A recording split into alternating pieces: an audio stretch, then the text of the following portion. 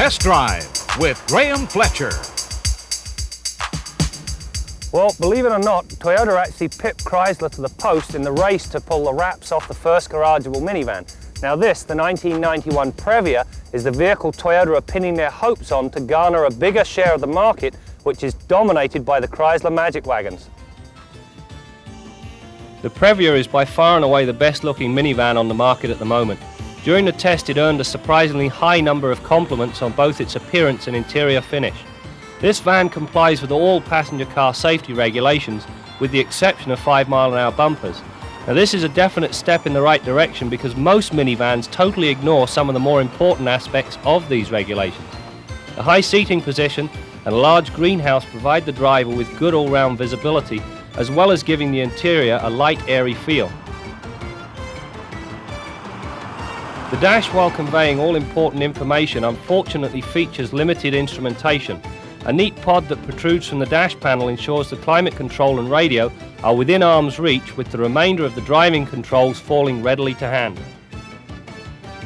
The Previa's power is supplied by a 2.4-litre 16-valve 4-cam engine that has been modified to allow it to lie at a 75-degree angle beneath the front seats.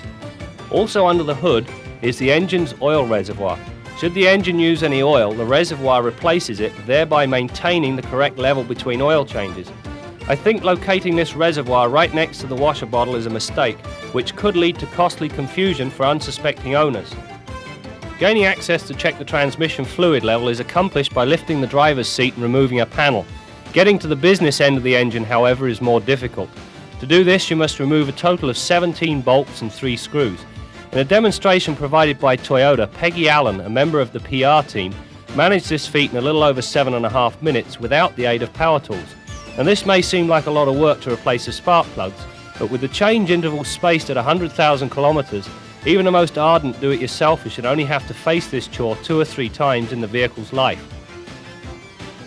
Inside, our test Toyota was fully optioned, featuring an ice maker, dual sunroofs, a roof-mounted air conditioner unit for the rear passengers, and a full ABS system that worked to perfection during the test.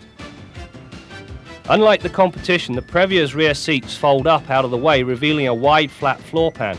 When measured between the wheel arches, it missed the 4-foot mark by a titch, I suspect because of the trim covering said arches.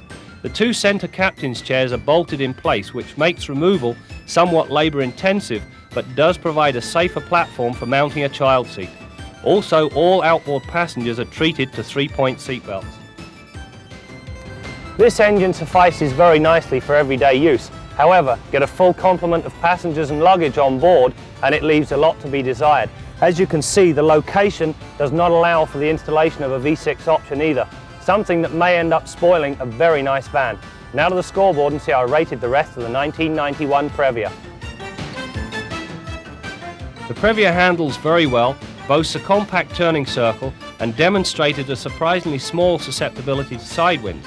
That said, this van, like all the others, has to be treated with respect when it comes to high-speed maneuvers.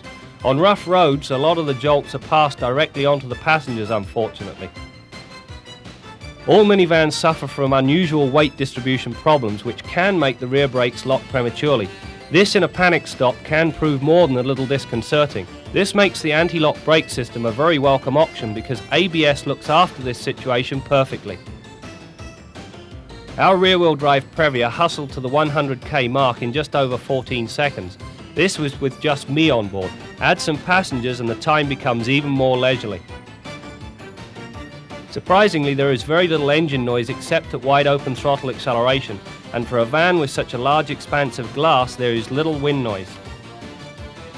During the test, we managed to average 12 litres per 100 kilometres or 23.5 miles per gallon. Overall, the Previa is a well-executed, well-built minivan. These attributes are sure to generate a lot of consumer interest. However, the lack of a more potent powertrain may end up haunting Toyota. Hi. If you're watching this on YouTube, please like and subscribe. And if you watch this on Facebook, like, follow, and share us.